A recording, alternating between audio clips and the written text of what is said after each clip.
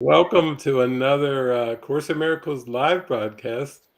And today I have two of my dear friends that are down in La Casa de Milagros in Mexico, Amelia and Lucia. So welcome. Thank you for coming on with me. Thank you. Thanks for having us.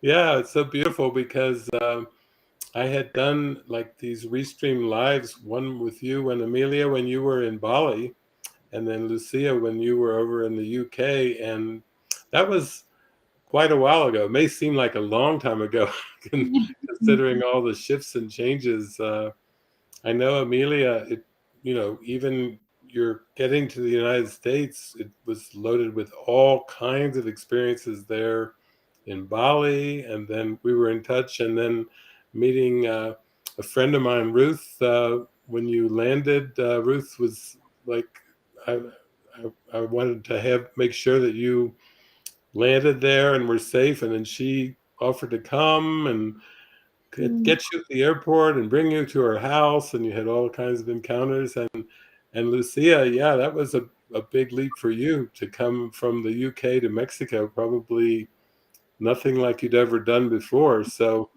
and both of you are part of an intern program there at La Casa de Milagros, which is so healing. It's just, there's so much healing that occurs. And I think that's why I wanted to have you on, just to hear a little bit from each of you how the healing has gone, because it's kind of pretty huge in terms of really spiritual healing, we could call it. So yeah, does either of you want to go first? Share. Do you want to start? Yeah, I think so. Yeah, well, what's happening for me at the moment, I think is all around sacrifice and feeling. I think when I first came, I don't know, I sort of dropped everything. I got here, left my boyfriend, left my career, left everything to come here. And I think I felt a lot of fear, and I'm still feeling a lot of fear. But I kind of had a bit of a pop, a breakthrough yesterday with one of the other interns here, Andrea, because I was crying, and I was just like, why am I feeling so much fear all of the time? Like surely it can't be this hard. Like I don't know what's going on. And she just said, you're denying yourself, Lucia. Don't deny. And she was like, David always tells me, don't deny. And I was like, what do you mean deny? And she was like, she got her notebook out and she said, right, what do you want? And I was like, I don't know what I want. and then she's like, no, in your heart, honestly, what do you want? And she was like, stop trying to be spiritual. Stop trying to be a good Course in Miracles student, good community member, trying to watch everything you do and say, like, just in your heart, what do you want? And I hadn't let myself do that this whole time. Like, I hadn't let myself really connect with what I actually want. And I went through everything. Like, I want a relationship. I want to have, I love performing. I want to perform. I honestly want to be an actor. I want to sing, which is all the things that I used to do. I want to see my family. I love my family. And I want to have lots of friends. And so she was like, this is great. We were just writing it all down, and it just felt like, oh my gosh, like this huge release. Like, oh, Jesus isn't asking for any sacrifice from me. And I thought he was. Like, I thought he was asking me to just trudge along, trying to be, I don't know, trying to find God through whatever, like some sort of like strict nun or something. And I was saying to Amelia, maybe I was like a nun in a past life and had to like seemingly sacrifice all these things. And yeah, so we just wrote it all down, and then we just prayed, and she said, Jesus, if you want me to have any of these things, you show me the way, you show me what to do. And, you know, if any of these things are supposed to come into my life, they'll come through you. And it just felt so good. Oh, like, yeah, some sort of big release for me. And now I just feel like this spaciousness where I can really, I can enjoy being here. And healing happens, you know, it's like intense, you know, when you have reflections from other people and they're your thoughts. And I've had huge reflections of jealousy and comparison from myself to others and others to me. And then, and my whole kind of career has been about that, has been about, you know, who's better, who's worse. And I had a beautiful joining with Marina today, actually, and she was like, you want everyone to shine. Like you want to shine, and you want everyone to shine. And that's how the healing happens, because it's like we can all shine together. And that's what needs to be given out. So there's no competition, and just it's just like, So I feel good today. What a heartwarming thought for everyone. I think we've got 46 viewers, and everyone got to hear that. You want to shine, and you want everyone to shine. I can feel the love and the warmth in that, and the blessing. What a blessing, too, to send that prayer out to the whole universe. Yeah, thank you for sharing that. That's beautiful. Yeah. Yes. And Amelia, how has it been for you? Well, yeah, wow. I mean, yeah, there has been so much, like, both like just feeling a love that I have never felt before, and then also a lot of fear that comes up, and doubt thoughts, and during the night or in the morning, like this fear creeps in, and I'm also feeling it a little bit right now. And we also talked a little bit about it before we hopped on, like, just it is a lot being here in community together and going through this together. There is a lot of fear that comes up, and I mean, for me, I have been kind of like hiding, I think, and not really being myself. And then I came out on Facebook not long ago, where I just shared my journey, because I was just like, oh my God, I just want to be free. I want to be myself.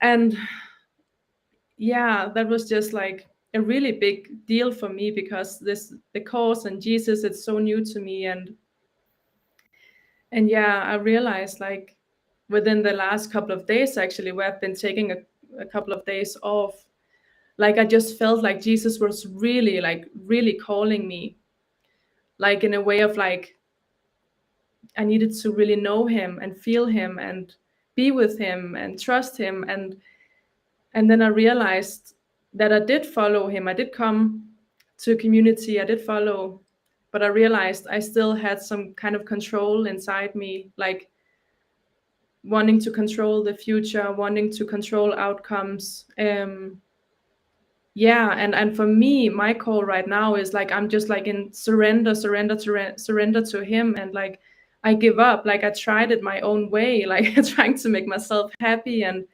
pursue all of these goals. And I'm just like, oh my God, it was a mess. I was in the darkness, and I didn't even know how much in darkness I was. And it's just a journey of dropping the mask and not trying to be someone, not trying to become someone. It's really the opposite. It's very humbling, and like, I don't have a clue, and I need to just follow.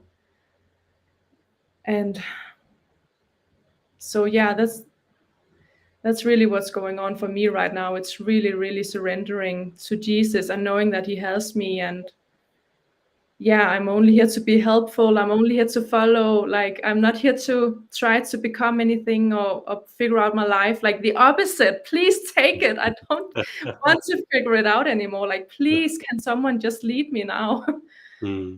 So that's really what I've just been praying about the last couple of days. Like, I'm surrendering to you. I surrender, like, please, like, I just want you. And yeah, that just feels so good. So yeah. Beautiful. What a prayer. What a prayer of the heart. Just of, I surrender to you, guide me, lead me, point the way. And, and, and then of course, then any kind of thoughts that come up or anything that we see reflected, sometimes with family, friends, sometimes with our peers or those that are around us, it can be quite intense, like Lucia was saying, to see the reflections so close, the mirrors so close.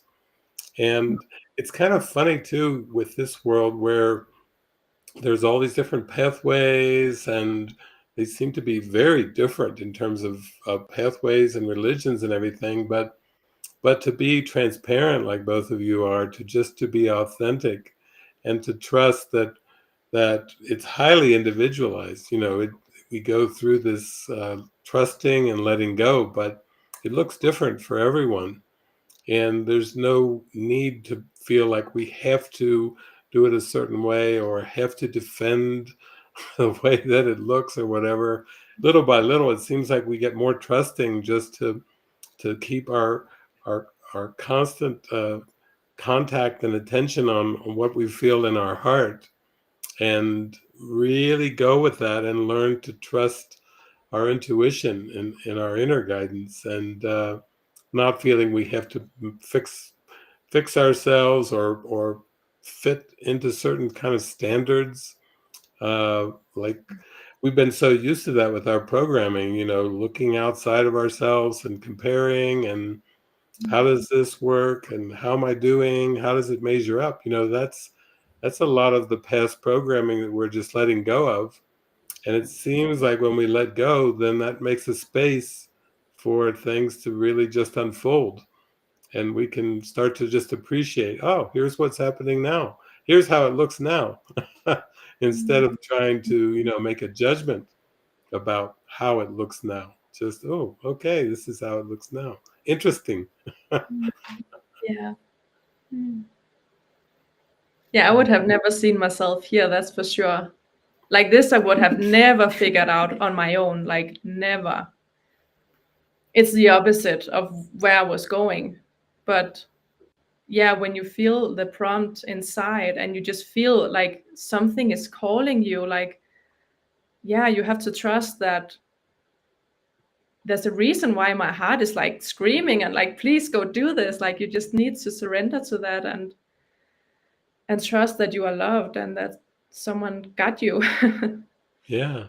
Yeah. Yeah. I think it's really valuable for a lot of people that are tuning in that you both, Amelia, you in Denmark, and then Lucia, you in UK, you grew up, you had your educations and trainings and took maybe some steps along like a career path and so on and so forth. And then both of you seem to have just a strong spiritual calling, we could call it. We don't have to give it any kind of specific name, just a strong spiritual calling. And then the steps came and started to present themselves to you to kind of unwind a bit. I know, Amelia, you went to Bali, and that was a very important aspect, step and stage in your healing, to kind of unwind from Denmark and a lot of maybe the pressures that you were putting on yourself there. And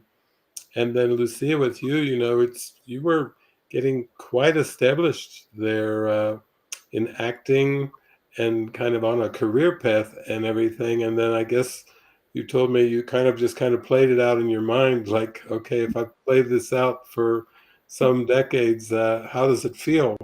Yeah. And in that sense, you kind of brought it back to your inner calling. Like, is this really the way I'm meant to go? Which is a huge thing, to just give yourself permission to do that. And then when you do take the steps, sometimes the fear comes up, some pretty intense fear, like, what am I doing?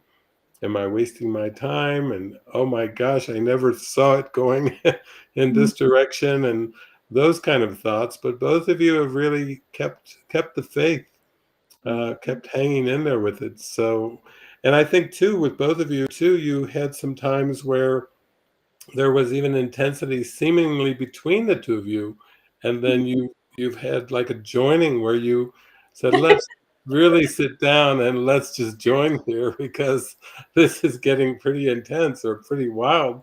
So, that's a beautiful thing too, to kind of go toward each other when the friction seemed to be there, when the conflict was there. That's very encouraging, I'm sure, for everyone watching. Like, really? You can do that? Go toward someone instead of running as far away as you can. That's quite amazing, actually. Yeah, I was so grateful to Amelia, because I just felt like I don't know, I felt, I was denying a lot of my attack thoughts, and we have all of the expression sessions here, and you say your attack thoughts to release them. And I kind of went through a whole period where I didn't even know that I wasn't doing that. Like I was afraid to do that. And then it all came to a head, and then I just exploded and had to say all of my attack thoughts to everyone.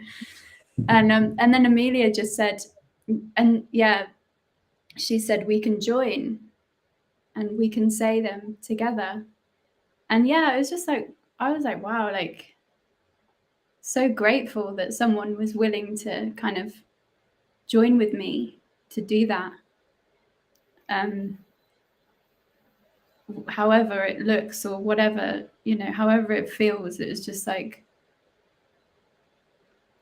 it just felt very, very loving, and like this deep commitment to healing through with each other. And maybe you can carry. Yeah, it was really cool, actually, because it showed me like the ego has no power. Like I felt actually closer to Lucia after even hearing attack thoughts and everything that we want to kind of like, no, don't share, keep it to yourself. But I've been feeling a lot closer to her since we're beginning to share. And and also what we discovered was, when we were sharing, that what the other person was sharing, a lot of the thoughts were our own thoughts. So it's not really personal. It's not anybody's thoughts. It's just the ego trying to make us believe that these horrible things are true. And I don't know. It's just been very healing and very beautiful. And I don't know. It's something I've always been very scared of. I thought I would never be able to do something like that. But and last time we joined, I had an experience where I just saw her as like completely innocent. Like she almost turned into a child. I saw her like as a child's self. And I was just like, oh my God, you're so beautiful and innocent. And it was like what she was sharing, I couldn't even hear it. I'm like, you never did anything wrong. You're innocent. Like I don't see it. I don't hear it. It's not there. But then I saw that I saw it in myself. Like, but I'm still like guilty and shameful, but you're not. So I saw that. But it was just beautiful for me to get to, like just see this transformation and just see, my brothers and sisters as innocent. Like that's the path. And I'm grateful we had the courage that day Me too. to meet. Because it's such a huge temptation. Like for me, it's like taking it on, it's that you take the knife out of your brother and then you take it into yourself.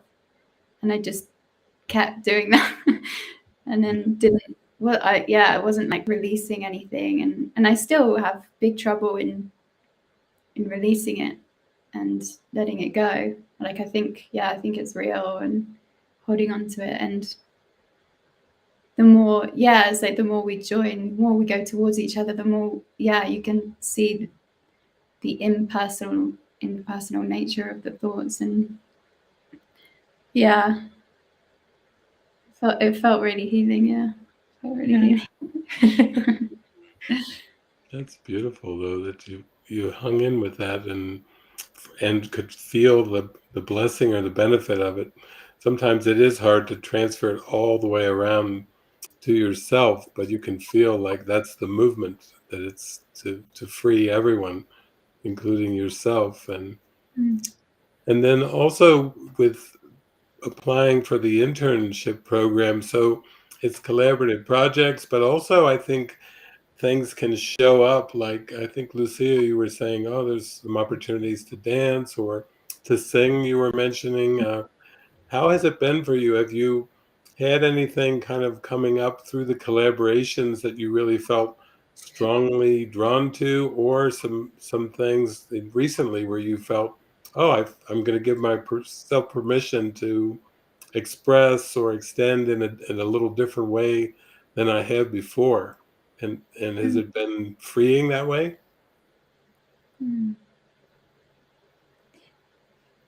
Yeah, we did a singing session yesterday, and yeah, it felt like it's all for me. You can see that every time you do a session, or you know, it's like it's all for me. And I just expressed beforehand, I was like, I feel like I have so much fear of judgment, of other people judging me. You know, it's just like, yeah, because of my career, it's been a constant judgment all the time.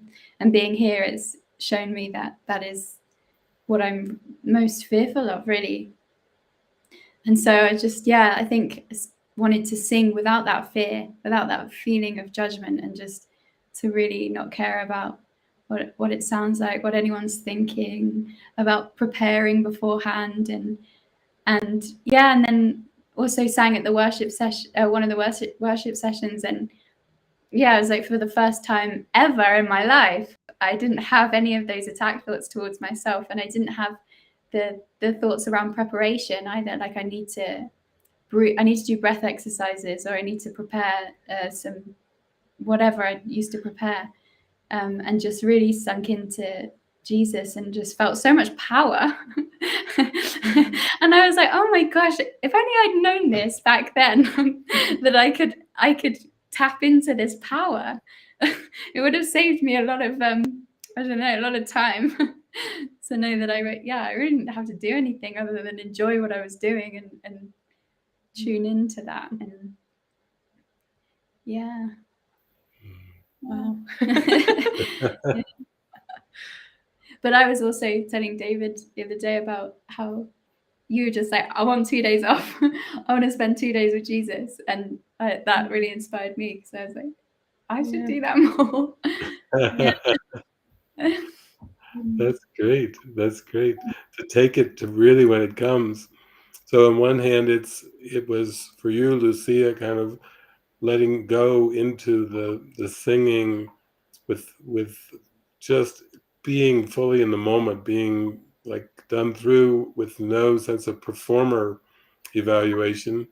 And then, for Amelia, for you, just saying, oh, I need a couple days off. I need to just have intimate prayer time with Jesus. That's the most important thing for me right now, is to connect in that way.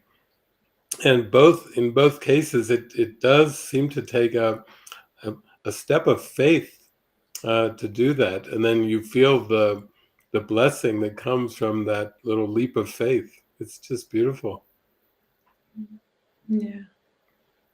Yeah, we need to trust those prompts that we receive. It's really important, because it's like, the ego can sneak in so many ways, like with the singing. Oh, am I just doing it for attention and taking like 2 days off? Like, oh, you're just lazy, and will the other here judge you? Like it's that all the time. Like we need to really like tune in and ask, where's this prompt coming from? Like otherwise it's it's too much. Yeah. I want that.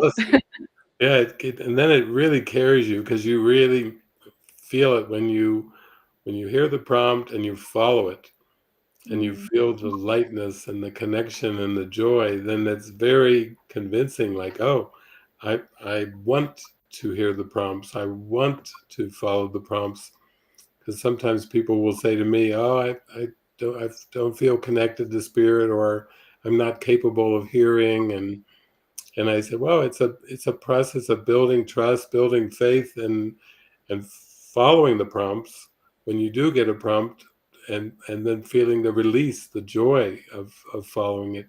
It takes it away from us thinking we have to do something personally, or we have to personally figure it out, to, oh, there is one within me that's going before me, that loves me, that's, showering me with blessings and opportunities. And that's a big one. That's a big one. This inner listening is no small thing, because for many people, religion and spirituality are just really repeating a lot of rituals, or doing what they're told to do by external, people, and the beliefs in externals.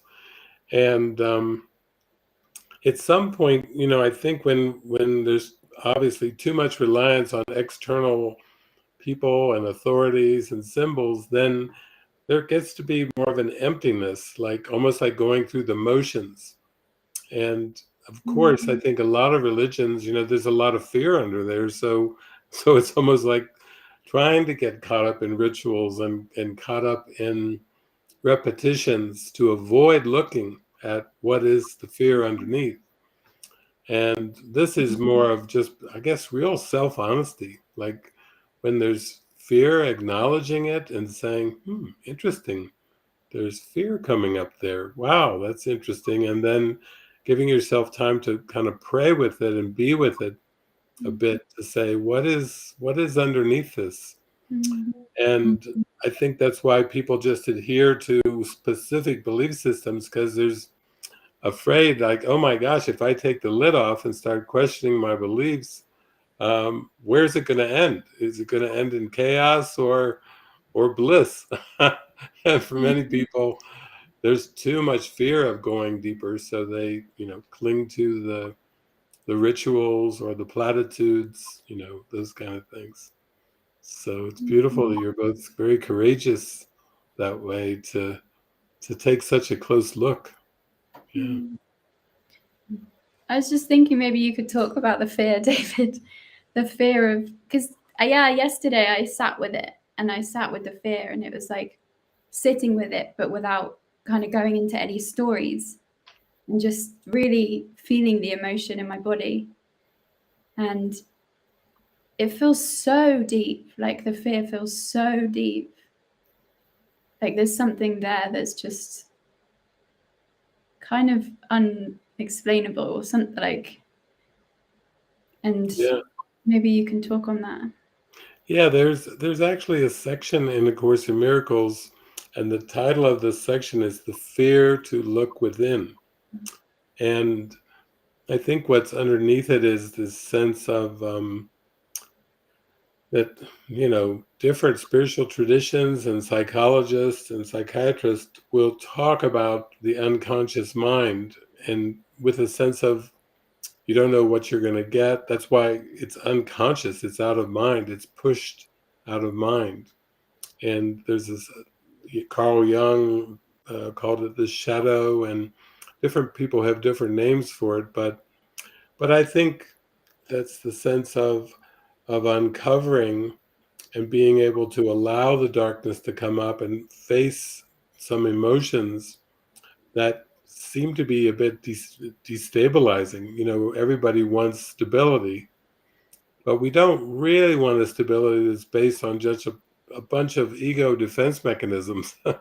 So we're bouncing around from one defense mechanism to the next, trying to hold the mask up, when this journey seems to be about lowering the mask and letting our guard down and trusting and seemingly being a bit vulnerable in order to get in touch with what it is we need to face and release. So I think, there's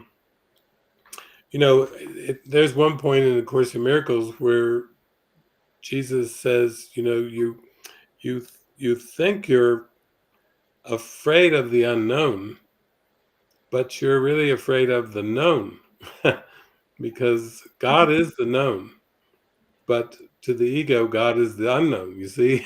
So it's the big mystery. Ooh, God, just the word God brings up so many emotions that can be very intense. But I started to just see for myself, like, well, um, it's kind of interesting that I would be afraid of something without fully knowing what that something is.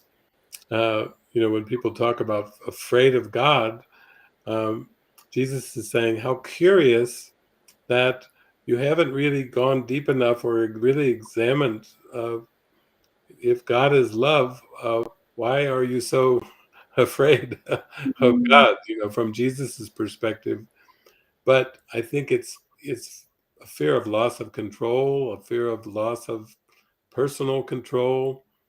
Those are the kind of things that we face when we're used to doing things kind of from an egoic defense mechanism to try to keep control. Like with many people in their relationships and their careers, there's this voice inside them. It's like, keep it together at all costs, keep it together. But we have to take a look at what is the it that we're working so hard to keep together. Why are we trying to keep the mask together when the mask seems to be hiding something wonderful that's much deeper? So, you know, it's kind of like the story of Humpty Dumpty, who is egg who has a big fall off the wall, and then at the end, all the king's horses, all the king's men couldn't put Humpty back together again. We're used to trying to keep that egg together. We're used to trying to keep appearances together. We put a lot of work and energy to keep it together. And I've noticed over the years that when I go deeper with spirit, that things start to disintegrate and fall apart and unwind. And I've learned to trust Jesus, where he's like, good, good, good. This is good. You've been putting a lot of effort keeping it together. Now, why don't you let it fall apart and trust that I'm there for you and God's there for you, and you don't have to keep up the pressure of trying to measure up or trying to fulfill some kind of standard of belief or standard of society, that you can actually be meek and gentle and loving and feel wonderful without holding on to the mask. So that's kind of what I think the fear is. It's just seems like the fear of the unknown, but I think it's more the fear of the known. Fear of knowing who we really are. that's that's the big. Yeah. Mm. Yeah. Yeah, I was thinking about community as well, and how, yeah, it's like a symbol of God in a way, because it's like I need to feel loved to let stuff go.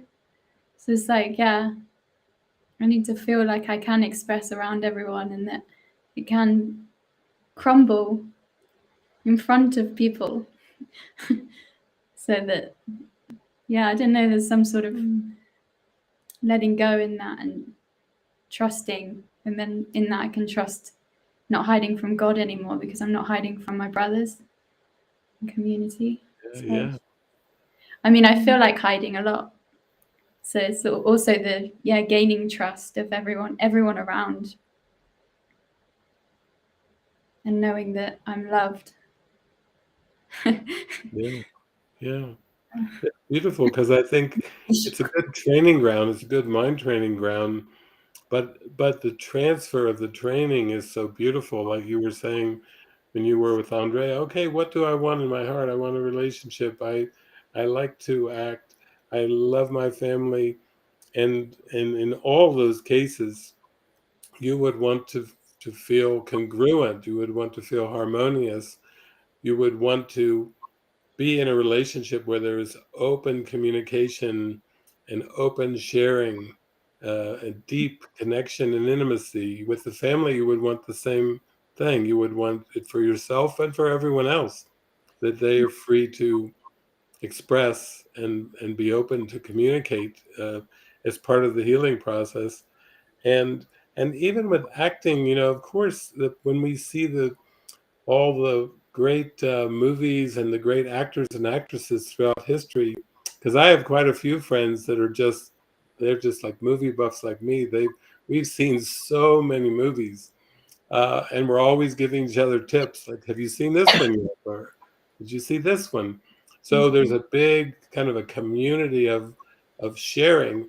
But what we love about certain actresses and actors is the feeling that they're just so in tune in the moment that it's just coming through them. You don't even think of them as acting. It's so authentic and believable, and it's so expressive and showing. It's the same way with an athlete or with someone who's a musician or a singer. When they're really in the zone or in that connection and flow, there's such a connection that's just shared with everyone. And I think that's what you're talking about when you feel, I want a relationship, I want to act, and I want to be able to sing and do the things that I love. I want to be done through by the Spirit in an individualized way. It's not like a cookie cutter approach where everybody's got to do the same things or say the same things or say them the same way. It's more just being really connected and authentic. So that's what I see both of you doing. I just think since the first time I interviewed each of you, if we go back and look at those interviews and then this one, there's probably people will be like, "Whoa, what happened?" It's not that long of a span of time, actually, for these kind of transformations to occur. It's actually fairly brief. Wow, it feels like years ago. Like that's how I feel. Like I'm not the same at all. Like my whole mind, brain, whatever, everything is completely shifted. And I was thinking, like, of course we feel fear because everything, this the way the mind works, what we thought of the world, everything is upside down now. And I mean, it's like taking a bag and shaking it and like, let's try something new. And wow, yeah, you never know what's in your best interest. You never know what is your path. You don't know anything. Like it's amazing. And it's not, nothing is what it seems like. Like it's not. And yeah, I feel like everything has changed for me. My values are completely different. Like yeah, everything, the goals, the way I thought I should live my life, the direction I was going. I mean, I thought I was toward the path of everything I ever wanted. And yeah, it's not it. It's something that is not in this world. It's something internal. It's the connection to spirit. And yeah, yeah, it's completely crazy to think back. What? That's why it's so scary, because it's so fast. Go from one thing, people know you as this person, and now I'm different. It's like it's a bit scary. Yeah, it's scary, but it's like you cannot not do it. Like if you feel it so strongly, how can you not? You just have to and trust that I'm gonna be fine on the other side. And the fear and the judgments, whatever I will face, it's not true, it's not real. You just need to keep like shining the light and be the love. You have to. Yeah. But yeah, oh my goodness. It's crazy. Yeah, I do remember. I remember on some of my trips, I would have so many miracles, and I would go through so many seeming inner shifts and changes that even on the way back from like a 5.5 or 6 week trip, I would think, okay, I'm going back to my seeming hometown, and wow, this is going to be interesting. This is really going to be interesting to see how it unfolds, because I'm just going to show up and be myself as I feel it, and show up.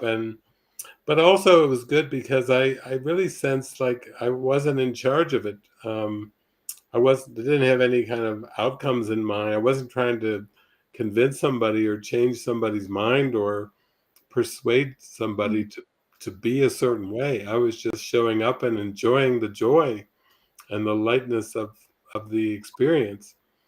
So I guess, Amelia, you do have a trip that's coming up on over the horizon. It's back to Denmark. So that right there is interesting, but probably no more interesting than you with your I saw your beautiful Facebook post, and I thought, wow, there it is. And there was so many wonderful reactions, comments that came when you really just kind of said, "Here I am," on Facebook, and in that sense, you really did it.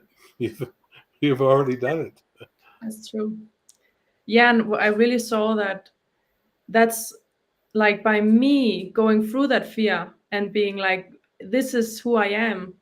I'm inspiring other people to do the same, because people reached out to me and was like, "Wow, that's so inspiring. I just want to let you know you're so inspiring," even though they are not like spiritual or anything, but they were just like, "Wow, that's so brave." And yeah, it's not, I mean, we just have to go through it and then we will be fine.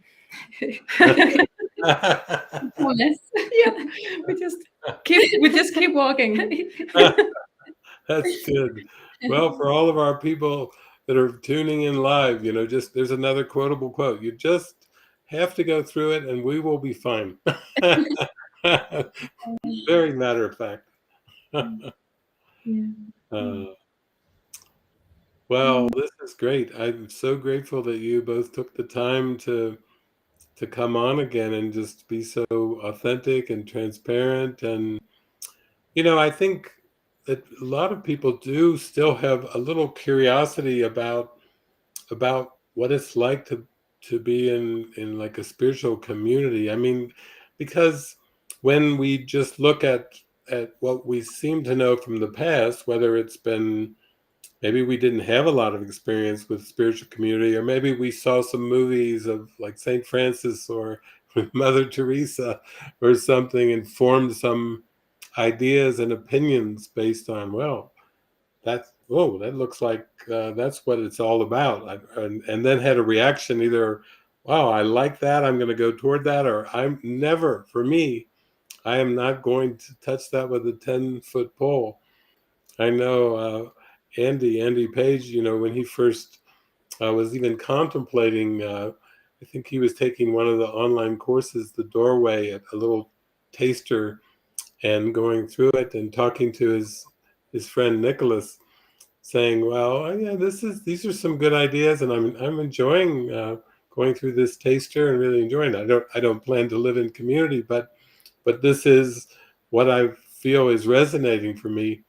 And then now he's been in community for some years, since his early 20s, and I think he picked up the course when he was 18, and jumped into community when he was in his early 20s, and now it's actually like there's like a rhythm with it, like a gratitude, like oh, I'm so grateful. But I think for a lot of people that are tuning in too, just hearing what you are sharing is helpful too, because they do have their curiosities, like what's it like with no private thoughts and no people pleasing? What are the communications like? What are the expression sessions like? Are there lots of expression sessions, or few? And you've even shared, Lucia, that sometimes even with expression sessions, you weren't even aware that you were hiding and protecting things. So it's like an ongoing discovery. Yeah, I didn't even know. Yeah, we have expression sessions in the morning, and then we have one at lunchtime. And yeah, I think for a while I thought, well, I kind of see now that it's just like peeling the onion. That's kind of what it feels to me. At the beginning, I had so much deep sadness. I was just crying and crying and crying and crying. It felt like existential crying, just like, what is going on? Like, and then it kind of softened over time, and then I started expressing kind of fluffy stuff. That's kind of how it felt, like fluffy, like, oh, I'm fearful, da, da, da. And then slowly it's getting more and more specific. And I was kind of having a go at myself for not expressing that way before. But I feel like it's all a progression, and it all was perfect, really, because it's just the fear leaving, and I can express my attack thoughts, specific attack thoughts, without feeling like I'm bad or that I'm going to be attacked back, or just to really, yeah. I got a huge prayer to release the idea that we can hurt each other. That is such a big prayer of mine. Like we can't hurt each other. Yeah. Amen. Amen. Amen to that. That's a big one. Yeah. Yeah. Yeah. Yeah. I just also want to share that. Yeah, for me, I was just like, I've always been such a people pleaser and being like shy. And I mean, in the beginning, I felt like this is torture. This is just horrible to sit here, and like the fear, it was so intense. But yeah, it gets better, and we are all here to heal and to love each other. And like that should not hold anybody back if that's really a calling for someone. Like, yeah, like it's all gonna be fine. And I mean, I can say I'm still alive, I'm still breathing, I'm happy. It's gonna be fine. It's just, yeah, and it's beautiful because you really get, I think you touched on it a little bit, like, yeah, we want deep down to know that I am lovable, even though sometimes there are attack thoughts or whatever. And we have to keep going towards each other, so we really get to have the experience of being truly loved like we have never experienced before, because we're really trying to take off the mask and not be perfect and be real and share. And yeah, it's really, yeah, it's really beautiful to get to experience that. Like, wow, we can experience real love. Like, like that's not hiding, or we're not perfect. Like we're not trying to be anything. We're trying to take off the mask little by little every day. And yeah, it should not hold anybody back, for sure. Like, yeah. That's beautiful. Experience the real love that's not the performance. It's like when I think one time when I went to the dictionary, I looked up the word act, and it said to impersonate was one of the synonyms.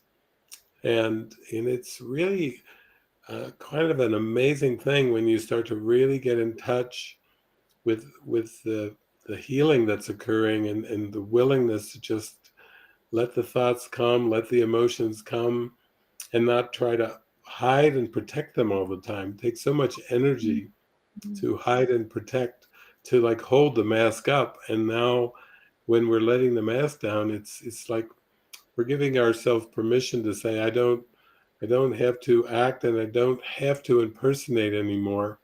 I can just be the real me. I can just be as I am. And it seems to be that's where there's more energy, there's more vitality, there's more passion when we're not trying to uphold something and keep something together in form.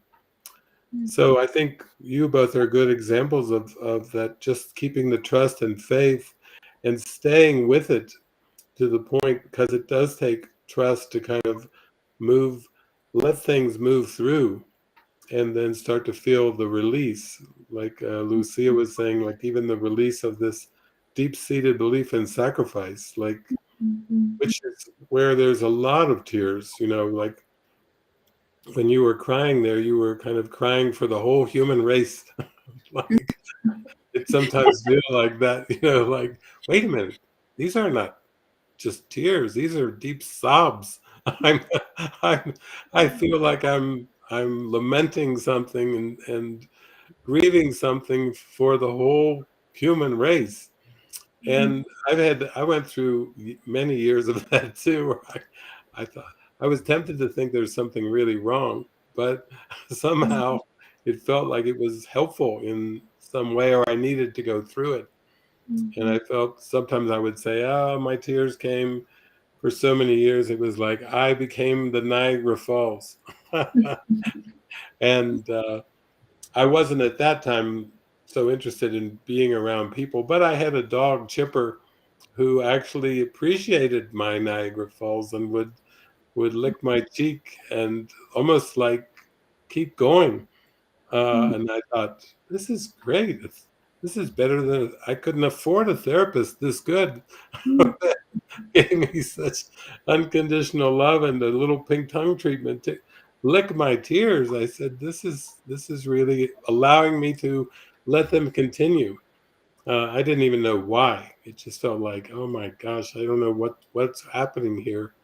But I think, you both have got a bit of a taste of it. And yeah, beautiful that you had the faith to hang in there when things seem to be going that way with all those intense emotions. That's powerful forever. You can do this. You can do this. As you said, Amelia, we'll be fine. We'll make it through. Yeah.